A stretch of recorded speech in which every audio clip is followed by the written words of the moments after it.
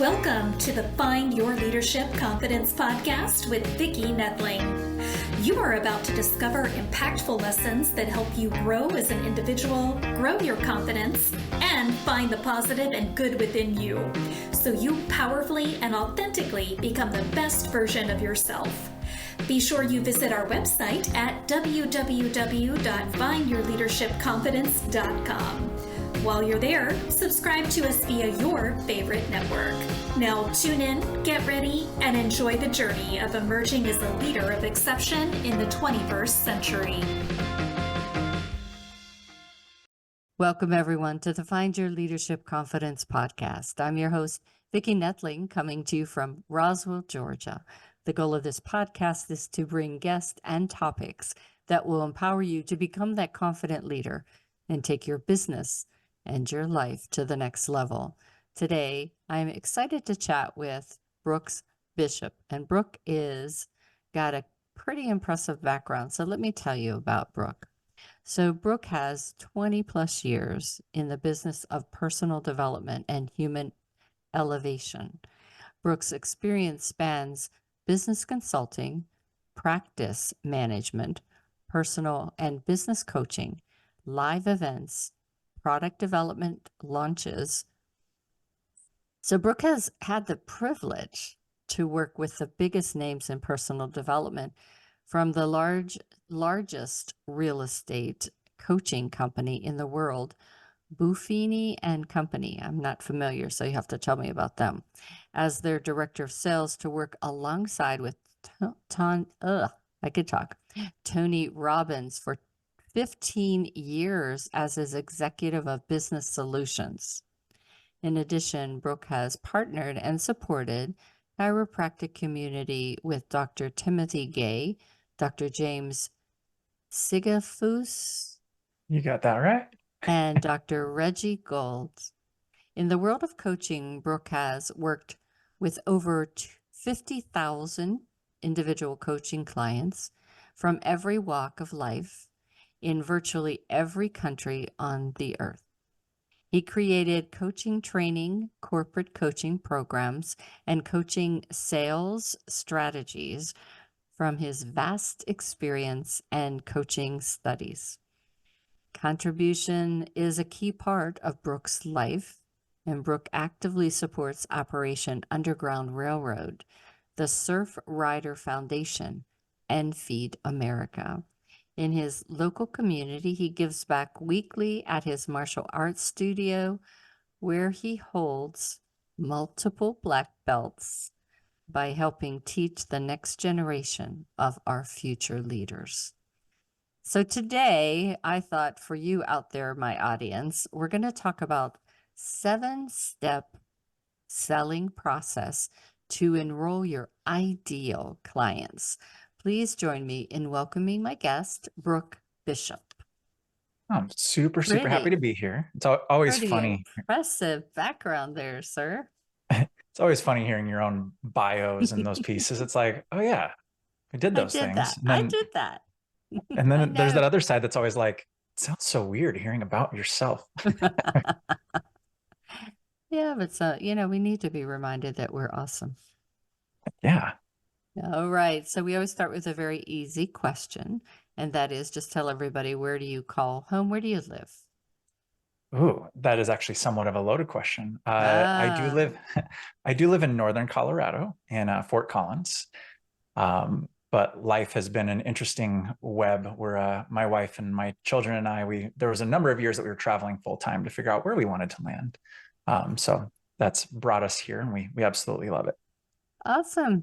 Well, I seem to always attract nomads to my podcast, which, except for the fact that I have my grandbabies here now, that I could possibly be a nomad, except that my grandbabies are here. That's what brought my mom out here. She actually now lives 4 doors down for that same exact reason. Yep. There's nothing like a grandma's love. All right. So I'd love for you to share your backstory. We got this really impressive background of 20 years, 15 years, all this. So when you just got out of school and you thought, what am I going to do? Talk to us about the journey that brought you to where you are today. Yeah, so I originally went to school. I was going to be a doc. So I was slated to go to Stanford. And I Wow. started asking way too many questions when I was working on my my undergrad and getting my clinical hours done. And very quickly went, I don't want to go that route. It doesn't feel like it's in alignment. Got into lots of fun arguments with my professors Oh, and decided, I'm like, you know what? I don't want to go down this road of the traditional schooling route. And my uncle at the time, he took me under his wing and he's like, hey, I'll mentor you. You come work with me. And that's actually when I got my start into the world of sales. And that was kind of the first domino that set the world of personal development up for me in terms of my future trajectory within that. wow. So yeah. So we actually went to work with his mentor, who was a real estate trainer in Los Angeles. And from there, very quickly got recruited, and you actually pronounced it right. So I got recruited over to Buffini and Company and got to do sales for them. And then I got to help them build up their organization there. But yeah, it was very interesting learning the world of consultative selling and in the world of coaching, which at that point in time, coaching was kind of a new concept. So there wasn't this like, here's how you do this. It was also in a time and place where I'll just say a very masculine approach to sales was dominating the sales training space. Yeah. Been there, done that. So how do you, our thing is enrolling those ideal clients.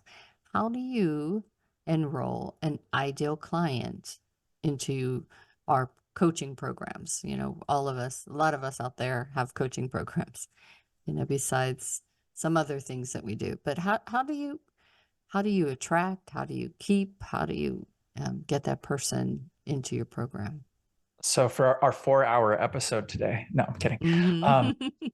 In the world of sales, I think there's actually, let me give one little backstory piece of this, because I think it tees into this as to the how and the why. I got the fortunate opportunity to work with the biggest marketing budgets in the coaching game. And in working with both Buffini as well as working with Tony Robbins, I had a very unique opportunity of volume.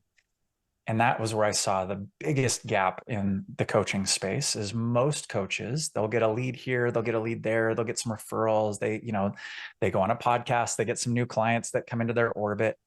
I had the opportunity to be running anywhere from 8 to 10 sales engagement calls every single day. I then would go to a live event where we'd have 10,000 people there, and I would run 40 to 100 sales calls or sales engagements face to face in a day. And so I got this pressure cooker of an opportunity to really figure out what works, what doesn't work. And my approach was radically different than what I saw my peers doing. My peers would have a conversation. They would tell people what they wanted to hear. They would pressure them. They push them. They do the traditional closing, objection handling, and they would go down that road. Whereas my world, I went the other direction. I went from, okay, if I want somebody who's going to be a client for life, I need to go from that vantage point and back into that all the way back to the other end. And so there was this element of, okay, how do I reverse engineer not just a yes into the first point of a sale, but how do I reverse engineer this to where people were excited they were coming in, where I didn't have a high cancellation rate, where I had people loving what they were participating in and they wanted to be a client versus feeling like I pushed them into the deep end. Yeah. And so that's really where it stemmed from. It's kind of like, I used to always say for my bosses, try to make it, when I had an idea, I tried to make it their idea. Yes. Then they wanted it more so, as opposed to trying to make it my idea, and they didn't go for it so much. Well, there's a lot of magic in that too, though, because then you're not having to sell your services. You're actually having a conversation, and you're getting to serve another human being. So not only are they more excited jumping into whatever it is you're offering, but you get to go to bed feeling good that you did something that was in alignment and in integrity, and you didn't have to sell your soul in order to sell your product. Yeah. That's what I teach when I teach public speaking, is just stop worrying about pitching people and just have conversations. Conversations enlighten you with what their needs are, what their desires are, and how you might have something or know someone that can help them. So true. So true. So you talked about tackling or dealing with objections. As you're having those conversations, there will be some people that are skeptical, doubtful, thinking you're scamming them or whatnot. So how do you advise people to tackle those objectives that might be there? Yeah. So two ways. One, if you do all the steps prior to when an objection loads up, you shouldn't have nearly as many. So that's part of it. Right. The second is really from a philosophical perspective, I look at objections radically different. So the mass majority of sales trainers are going to be like, oh, if you come across, this objection, you say this to the person. I perceive objections to be limiting beliefs. Mm-hmm. So if somebody says they need to think about something, right? Oh, this looks really interesting. I need to think about it. Is that they really need to sit down and analyze it? Do they really need to do a Ben Franklin? Do they need to call their priest or their pastor and pray about it and get the prayer chain going? Do they need to fast on it for, a week at a time?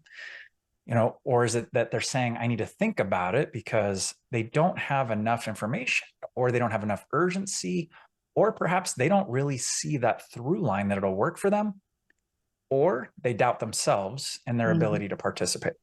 So when objections come up, I look at it as a coaching opportunity to actually unearth, where is it that you're really at? If they say, I got to talk to my spouse. Cool. Is that really true? Okay, cool. Let's say it is true.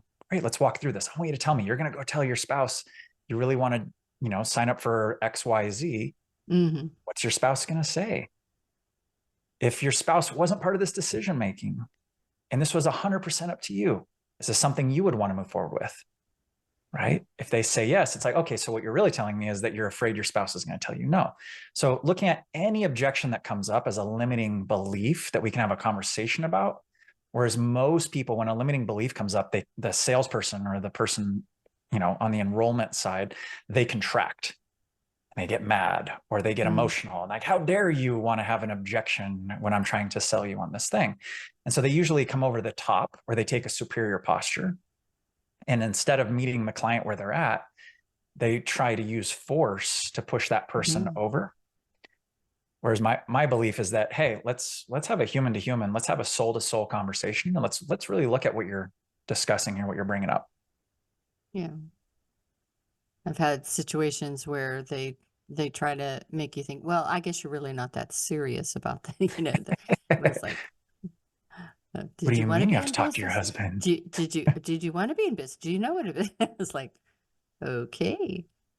And that's our fun conversation. So how can I sell without the emotional roller coaster that we're just describing here? And it oftentimes is, It absolutely is. For many, it can be. So the emotional roller coaster usually comes from one and two places. Usually, number one, it usually comes from a place of scarcity or uncertainty, right? And knowing, oh, I've got this lead, I've got this person I'm talking to. That could turn into revenue, or that could turn into commission, or that could turn into money. So that's the first bucket. The second is having a massive fear of not knowing where a conversation will start, go to, and end up. That usually leads to a roller coaster of, dear God, I hope that this goes in my favor. And when you don't know the path you're going to go down, you don't know where it's going to lead. So when you have a proven system, and when you know that if I do step one, it leads to step two, and step two will lead to step three. And then when you know that arc of, okay, cool, the end game is I'm going to take this person from wherever they're sitting.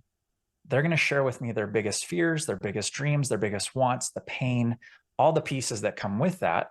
And I'm going to do this in an integritous way. If my product or service helps them, I'm going to take them through a process of showcasing how my product or service gives them the heaven and the hell that they're trying to avoid. It creates that experience.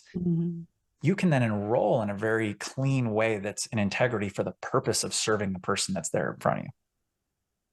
And when you know how to answer the questions, when you know how to speak to those pieces, you don't have the up down of, oh crap, what if they give me an objection? Like, it's funny. So I look forward to the objections because it gives me an opportunity to coach somebody through the fear that they have.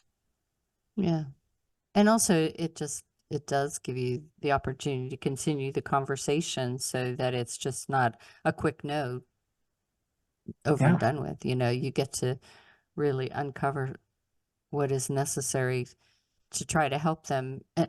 And it is a coaching thing, to really try to help them overcome what they have so they can start to be on that upward trend of the roller coaster ride.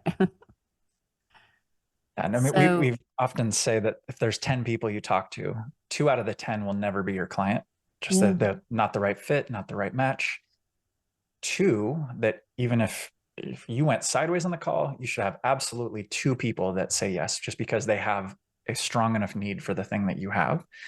It's the 6 in the middle. And I think that's where a lot of the magic can happen, is if you have strategies for the 6 in the middle. And part of that is, if you don't buy today, there's a lot of people that are like, you either buy today or you're gone. Like, there's no such thing as a be back. But what if you built up your system, and what if you built up your process to actually serve those people and navigate them through, knowing that you're planting seeds and you don't have to enroll them right there on that first call? Yes, have a strategy for them to do that. However, if they don't, it doesn't mean they're bad. It just means that that seed hasn't germinated yet. Yeah. For my anti-aging business, we, a lot of times have to go through 6 or so iterations of building the trust and the relationship with them, but to just know what really they want and how you can help them. So when we talk about having a coaching business, and I'm a project manager by trade originally when I retired, and so for structure is really important to me. So talk to us, the audience, a little bit about how to structure your coaching business. The business itself or the sales call? Well, I would say let's start with the sales call, and we can have another conversation later on the business. Yeah. So the sales call itself, one is, if you're having a sales engagement that's longer than an hour, you're doing something wrong. Yeah. The other piece is, if you don't know where you're at in the conversation and you don't know what's coming next, again, the recipe is going to be sideways. The other big one too, and this is something that's a magical thing for people to do in your sales engagement, just hit record on your cell phone the next time you have a call. If you're speaking more than, I'd say, 40% of the conversation, you're Houston, we have a problem. So we often say the answers are found in the questions. And so become a master of questioning and really get to the core of where people are at. And the other part is this: the answers that people give you are usually going to be level 1 or level 2 surface level answers. Dig deep. People want to be understood. They want to be appreciated. They want to be known. They want to be seen and felt and heard. So in terms of putting those proper structures and pieces in play, be prepared to dig deep with people. Be prepared to have some of the hard conversations. But we actually, I'm happy to share some of the structure of it. Within the step-by-step, you always want to have a proper introduction, right? So you want to be able to let them know what's going to happen and why you're there and what your outcome is. The other really important piece is ask them what their outcome is for being there. Yeah. We have a principle of, in order to influence somebody, you need to know what already influences them. So to exceed their expectations, ask them, what are your expectations? Why are we having this conversation? If they tell you something that's out in left field, like, address that right away. But then we go from intro, we go into a discovery process to really understand their model of the world. We then want to test to see if we're on the right track. Yeah. We then want to add value, right? So just like even with you running podcasts, right? If you had a guest that comes on here, if they have no desire to add value, it's going to be a pretty flat episode. Right. And they're not going to get a whole lot of people that are going to want to listen to the next episode. So it's really critical that we add value. in terms of that. It's also from a universal law perspective. It's the law of reciprocity. Really want to add value so that we can then in turn receive. And then we have to test the waters again to make sure that they see that the problems that they have can be solved with what we have on our side. So this is our opportunity to be in integrity and really be able to stand behind, you said you have this problem. Here is the solution that I can provide you. Do you see how it solves that? We then lay out our program and our offering, and then we lay out our investment. So some of the big mistakes people make is they lead with their investment. Here's how much my program costs, or here's how much my product costs. And then they're trying to justify why they charge that much for it. But when you do this in this sequence, you're always serving them from their vantage point of they're coming to the conversation. What is it that their needs are? You're really doing a deep dive of where you can serve them. And then you get to make a judgment call of, can you actually serve them? So here's the really important piece. If you can't serve them, or if you don't believe that your product or service will help them, you have a moral obligation to not sell them into whatever it is that you're offering. Yeah. So another thing is that, and this is, I think, the beauty of being an entrepreneur is if in that course of those steps that you just walked through, you realize that this is not going to be a good relationship, that this person is a jerk or someone you really would not enjoy meeting with, working with day to day. You really should just let that pass. Yeah, no, we jokingly, so if you have A, B, C, and D clients, the D's are the donkeys, and they are going to refer you their donkey friends. So if you're talking to them going, I don't know if I want to work with them, just imagine 3 months, 6 months from now, they refer you all of their friends, and birds of a feather flock together. Yeah. So big mistake that a lot of times people will make is just that. It's like they get commission breath and they just want to push everybody in. Fast forward 6 months down the road, they hate their business because they can't stand their clients. Yeah. Yeah. And you don't have to do that. No, you don't have to. So you talked about Tony Robbins, and I know people may think we're name dropping, but a lot of people follow and enjoy what Tony does. What was it like working for him? Very intense. Intense in the sense that he holds a really, really high standard. And so, there's definitely roles within the company that, you don't have to have crazy high standards and have that be an issue. But at an executive level, to be able to pitch and catch in the conversations and, driving the company, and just his perspective and model of the world is radically different. So his paradigm is, what is the outcome that we want? And then we figure out who and how or what do we need in order to get there. Right. So it wasn't from a perspective of where are we currently at and how do we climb the mountain. It's like, no, what mountain do we want to go climb? And then let's go find the right Sherpas, or let's go figure out where the weather needs to be. And it was definitely very, very different. That was actually probably the most magical part of working with him, was seeing how his brain worked. Very cool. So it's maybe an obvious question, but maybe not. How can I generate clients in this current market that we are in? It's always changing. It's funny. We had a mastermind that was running. When was that? Friday last week. We had about 400 people that were on, and one of the women that was there, she's like, I need clients, and I need clients now. What do I do? And I threw out to her, I said, are you familiar with the toilet method? She's like, toilet method, what is that? And I'm like, well, by a show of hands, who here sits on the toilet at least once a day? So 400 hands went up in the air. Yeah, right. And I go, cool. Okay. So who here takes their cell phone to the toilet? And everyone's hand goes up, right? I go, so here's the rule. If you text message 5 people on your cell phone every day, and you just say, hey, I was just thinking about you. I wanted to check in. How are you and your family doing? There's one of two things that are going to happen. Either A, they have the potential of becoming a client of yours, or B, they have a network of human beings in their world who could then become a potential client of yours. And I think that in this world of social media, in, the world of gated communities. And, I know people who have houses who have a gate at their front driveway, and they live inside of a gated community on top of it. It's like gated gates within gates. Everyone parks their cars in their garage, and we go into our house and we cocoon. We've got call monitoring, and we won't accept calls if we don't know the number. And we've insulated.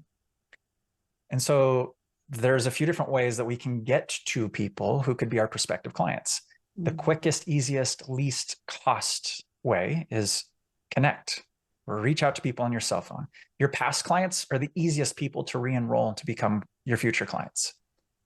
They also are going to be the most strongest chance of being an advocate to refer you. Yeah. Doing podcasts is another great way of doing it, right? Getting on stages is another great way of doing it. Writing a book so you can reach people through your philosophy in your book. So literally, it's hilarious. Everybody that I've sent my book has become a client. Wow. It cracks me up. I'm just like, why aren't we just sending a book to everybody? But organic social media, you can generate clients that way. You can do paid ads. That's more of a risky way, and it's more costly way to do it. And you need to have a really solid system if you're going to go the route of paid advertising. But we believe in a methodology. We call it the Parthenon. You want to have 8 legs of marketing holding up the roof of your business. If you're a one-legged stool, you cut that leg out, your business is going to collapse. So for us, it's really important to have multiple legs. If somebody's sitting there going, I need clients now, use the toilet method, right? Text message 5 people a day when you're sitting on that toilet. And it's funny because that next day, she actually messaged in our group. She goes, oh my gosh, I got 14 calls yesterday. I'm like, man, that was a long trip to the bathroom. So. I don't know. I know some men that spend a long time in that bathroom. All right. We're not going to go there. All right. So I think it's time now. We've got to go into I think I can do 1 or 2 rapid fire. How can I get out of my crazy psychology regarding selling my services? We all have these mindset issues that, just keep us like, we don't want rejection. We don't want whatever. So how can we get out of our heads? So I'll give you super quickest, easiest way to do it. And I'll tell you a story that changed the game for me on it. It was actually my first week selling for Tony Robbins. And I'm like, woohoo, I'm on the phones. I'm like, I got this. And I had somebody who on the phone said, hey, I just want to let you know, I have a gun on my lap. And depending on where this call goes is going to determine whether or not I pull the trigger. I've done everything. I've been to every therapist for over 20 years. I've taken every medication. He's like, this is my last chance. And so I had to hit mute, and there was a lot of swear words that came out of my mouth, but I had to step into a space that was radically different than doing sales, right? So I had to step into a completely different warrior mode to help save this person's life. But there was something magical that came out of that conversation. I found a new gear. And the new gear was, I'm not here to sell people. I'm here to help save people. And so what I did after that call is I wrote down, I said, what is every reason why this person needs what I'm offering? What's the heaven if they move forward with me? What's the bliss that they can experience? And if they choose not to, or if they choose to go to one of my competitors, what is the hell that is going to be at the end of that road for them? And every day before every call, I would read that list out loud. And I would also give a prayer of thanks for that person being put in front of me and it being a divine thing. Yeah. So first was getting a space of gratitude, but reassociating to who and what I was there to do. Wasn't about selling them my product or service. It was about serving them at a deeper level. Changing their lives. Yep. Awesome. All right. It is time now for me to share my screen. If you have been enjoying this as much as I have and want to really connect with Brook and see how you might learn more from him, I'm going to share his contact information. So let me just do that. If you're just listening, you know the drill. You should quickly grab that paper and pencil. If not, if you're driving, you can get this all on my website, findyourleadershipconfidence.com, or you can go to my YouTube channel, Vicki Noethling. Please subscribe. But if you are so fortunate to be watching, you can take a screenshot of this and that is the website of empirepartners.io, empirepartners.io. On Facebook and LinkedIn, you can find him by his name. Facebook is actually Brook the Bishop, and LinkedIn is Brook Bishop. I'm going to turn it over to Brook to talk to you about his call to action, and it's all yours, Brook. Yeah, so if there's anybody out there who's in business for themselves, or if you have salespeople, if you don't have salespeople and you're in business, oh, Lord help us. But if anyone who's out there who's in a B2B or a B2C sales type setup, and you guys are looking for a stronger strategy, if you're not closing 30 to 40% of your clients minimum, we have a free tool. We literally give you the recipe. So I very briefly mentioned some of the 7 steps in our dialogue here in the podcast. But if you want to know every single step in the recipe, check out closeeveryone.com/opt-in. I believe even if you go to closeeveryone.com, it'll be available there for you as well. But yeah, if you want the recipe, if you want to improve your sales, if you have call reluctance, if you're not sure where the heck the conversation is going to go, even if you just want to see if you're doing things out of order, the metaphor we like to discuss is if you're baking a cake, you might have the right ingredients, but if you switch the flour and the frosting, you're going to have a very different cake at the end of that cooking moment. So if you want the recipe, the recipe is there for anyone who wants to dig deeper. Awesome. Well, Brook, it's been great chatting with you. Thank you for sharing those 7 steps. I hope folks will go and take advantage of going and getting that toolkit. And Brook, even if they are just I'm just a one-person act right now, is the toolkit still helpful to them, or do they need to really be a little bit further along in their business? Anybody, if you have any leads coming into your world at any point in time, if you want to, I would just say this, if you want to enroll as many people as humanly possible into whatever the heck it is that you're selling, go get the recipe. It doesn't cost you anything. If you want to bypass 50,000 sales engagements that I cut my teeth learning and crafting that whole system for your benefit, our mission is to help people who want to help others. So if we can help you reach more clients and in turn improve their lives, improve your income, we're doing our job. So yes, if you're a party of one, all the more reason, because you have to have multiple hats of skill set that you got to have. That is so true. All right. So as always, thank you so much for being a wonderful guest. I really enjoyed our conversation. We'll have to do this again. And I remind everyone that life is a journey and it's up to you to enjoy the ride. This is Vicki Noethling signing off. Thank you for tuning into the Find Your Leadership Confidence podcast with Vicki Noethling, where we share impactful lessons that help you grow as an individual, grow your confidence, and find the positive and good within you so you powerfully and authentically become the best version of yourself.